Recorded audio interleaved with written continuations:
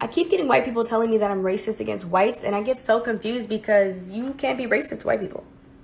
Not only do I not have the social power in order to enact racism on a systemic level, but when we're talking about white people and white supremacy and white privilege, we're talking about white people as an entity, as a player and actor within white supremacy and those who benefit from white privilege. We're not talking about it on a personal, individual level in their personhood necessarily. And I know what you're thinking, dang, that's really dehumanizing. You're not looking at white people as just like humans and looking at them individually. Well, no, not in this context. But it wasn't me who dehumanized white people.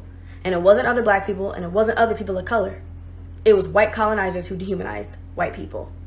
And don't just take my word for it, because I know y'all love to get mad at my word. So let's take the words of Aimé Césaire and his discourse on colonialism, where he's talking about how the colonizer decivilized himself, and that through these barbaric acts of colonizing and raping and pillaging, a gangrene set in, and this poison of savagery infiltrated their very being. And don't just take our word for it. Let's take the words of Jean-Paul Sartre, or Frantz Fanon, in The Wretched of the Earth, where, there he's begging the question, who are the true savages? Who are the true actors of barbarism? And don't just take our word for it. Take the words of Dr. Joy DeGruy and her discussing post-traumatic slave syndrome, and how she talks about all these barbaric acts of colonizing and slavery removed white people's ability to feel empathy for black people. That they're looking at us and can't acknowledge the fact that we literally feel pain as a sentient being. And don't just take our word for it. Take the words of Karen and Barbara Fields, and how they talk about racism has become so tangible due to rituals that aren't based in anything true, that we now exist in this racecraft, this illusion of racecraft. And that white people don't see themselves as the aggressors of racism. They barely see themselves as a passive actor within racism. So that's why they'll say, oh, that man got shot because he's black, instead of that man got shot because a racist shot him. Y'all will all call that racism against white people, when really it's just history. It's critical race theory. That's the shit that you're afraid of your kids hearing. So no, you can't be racist to white people. And it's not us who dehumanized y'all. Y'all ancestors did. And it sounds like that's something you should probably take up with y'all ancestors. I follow a lot of accounts, including accounts with no videos, because I was hoping to be there if you decided to make your first video. However, I do need to trim my following list now because I keep getting messages through all sorts of apps like this. Pause to read. I am not looking for sympathy. I poked a bear and I knew the risks. But because of that, I do need to trim the people I'm following. And I didn't want to offend any actual good people that I'm going to unfollow. But if I don't know who you are or what side you're on, I just can't risk that anymore, and I intend to do more friends-only videos. So I made a video about what I spent in a day, and I made a joke about how David pays for my life as reparations for being oppressed by the patriarchy, which is funny in my opinion, but not in some men's opinions who made that known in the comment section of that video. Just like this person, he was very upset that I took David's credit card and paid to get my nails done, even though the only reason why I think I need to have my nails done is because of the societal beauty standards that have been imposed upon me all my life. The patriarchy, again, it always goes back to it. So for all the men who commented about how I'm lazy, need to get a job, shouldn't mooch off David, I have a job. Jules a lawyer, I'm a lawyer. And that video was just a joke. And I actually run a communist household, not a feminist household. From each according to their ability, to each according to their needs. That's our life motto, and carpe diem. So when you're watching my videos, just laugh, okay? Thanks. Happy International Women's Day. And in the spirit of International Women's Day, we're going to be answering this question. I actually get that question a lot from men who want to understand feminism better. This is what I say to all men who ask that question or who want to be better feminists, etc. First things first, ask yourself how the patriarchy affects you. Yeah, the patriarchy affects men as well. So if you find yourself having difficulties expressing your emotions, or feeling as though you'd be ridiculed for wearing something considered feminine, or behaving in stereotypically feminine ways and being scared of being labeled as gay, those can all be attributed to the patriarchy. It's human nature to want to understand something that you personally experience versus something that you don't. So I feel like you might be more likely to listen to women and to understand how women are affected by the patriarchy if you understand how you yourself are affected by the patriarchy. Secondly, I'd say invest in some intersectional, keyword intersectional feminist literature and educate yourself on what feminism actually is. Because a lot of people have no idea. Like, no idea.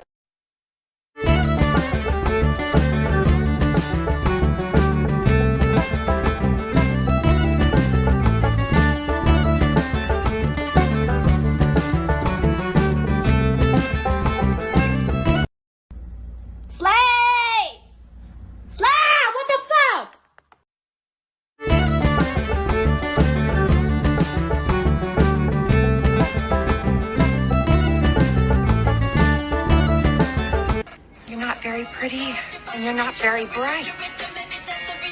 I'm so glad we had that talk.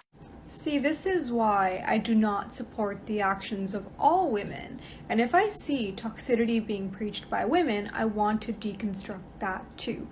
And the amount of internalized misogyny up to the point where she feels the need to put down other women is raging. Why is it that all you anti-feminists out there think that feminism is about men versus women? We're already aware of the fact that you all can't make peace with the ideas of women having self-autonomy, liberties, and equitable representation within society.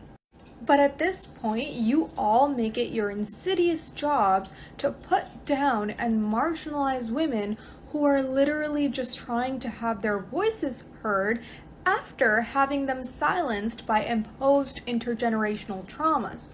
And you know what these toxic men and women who are so anti-feminist can't respect? It's the fact that intersectional feminism is about dismantling oppressive ideologies by interconnecting different unfair treatments, not targeting people, but the ideologies which people uphold, the discriminatory ideologies which impact all of us, whether you're a man, a woman, from the LGBTQ2S+ communities. The hegemonic context of toxic/fragile masculinities, misogyny, and patriarchy continue to go right above your heads because you can't even accept the fact that they impact all of us. There is no balanced ground to meet for any of us as long as these ideologies continue to plague society. We are all interlocked in systems that oppress all of us, and there is no way out until we dismantle the ideologies which promote these systems. And you really want to come on here and target and put down women who have exhaustively worked for the liberties that you are so comfortably enjoying. First of all, so proud of you. Thank you so much for asking this question. We are going to learn about intersectional feminism together. So the reason why I said I do not really like the whole girls supporting girls type of feminism, like girl boss rhetoric, is primarily because a lot of women from more privileged statuses, such as white, wealthier, cisgendered, etc., they use that whole rhetoric to basically ignore the harm that they do as a person. So, for example, there have been so many cases where Black women have been like, hey, you're speaking over me, you're not listening to me. And then after that, wealthier non-Black women would try to speak over them and be like, wait a minute, but girls are supporting girls. Why are you being so aggressive? And that's just one minor example, but this stuff happens all the time. And that's what happens when feminism is not intersectional. Intersectional feminism does not only talk about womanhood, it also talks about sexuality, race, class, all of that stuff, because it all matters. Cheap girl boss feminism just doesn't do that. A logical fallacy is the flaw in the structure of an argument. Unfortunately, the internet, politics, and even news bring users and abusers of logical fallacies. By being able to properly identify logical fallacy, you can call people on their bullshit. Let's talk about ad hominem, which is also known as personal attack. Kind of like the straw man, this is another tactic where they ignore your argument entirely and instead just go after you. This is a popular tactic among pundits and politicians who are getting you to vote against a person instead of for or against a set of issues. It might look like, I know Hillary makes a compelling argument, but would you trust someone who is married to Bill Clinton? Ew. The ad hominem fallacy is trying to discredit you or the subject as a source through means unrelated to your argument. Be sure not to confuse this one with discrediting someone without credentials, such as saying, you shouldn't take medical advice from a psychic. Someone comes at you with an ad hominem argument, you can say, unfortunately, Brenda, I'm not on trial here, but what is up for discussion is our new parental leave policy. Hi, Brenda! Have fun!